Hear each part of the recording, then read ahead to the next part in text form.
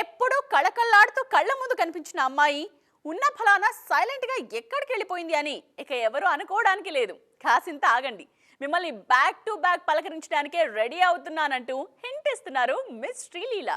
Silver screen మీద ఏం లీలా చేయడానికి రెడీ అవుతున్నారా అని ఆలోచిస్తున్నారు కదూ. పదండి చూసేద్దాం. కెరీర్ బిగినింగ్ నుంచే సీనియర్ జూనియర్ అనే తేడా చూడలేదు శ్రీలీల. మంచి కాన్సెప్ట్ ఉంటే చాలు నేను సైన్ చేస్తా అంటూ వరుస పెట్టి సినిమాలు చేస్తున్నారు. 2023లో ఏ సీజన్లో చూసినా మళ్లీ మళ్లీ కనిపించారు శ్రీలీల.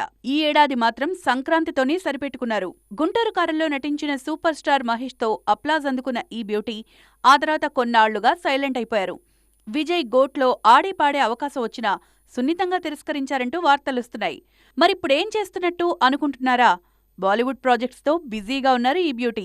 అంతేకాదు, విజయ్ దేవరకొండతో సినిమా చేస్తున్నారు. ఈ సినిమాలు వచ్చే ఏడాది రిలీజ్కి రెడీ అవుతాయి.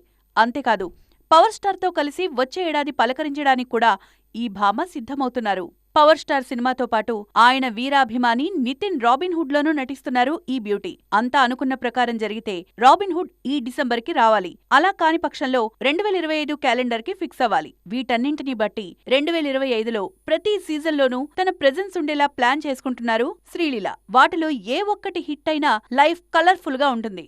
ఏమాత్రం తేడా జరిగినా డాక్టర్ గిరిని సీరియస్ గా తీసుకోవాల్సిందేనేమో మరి.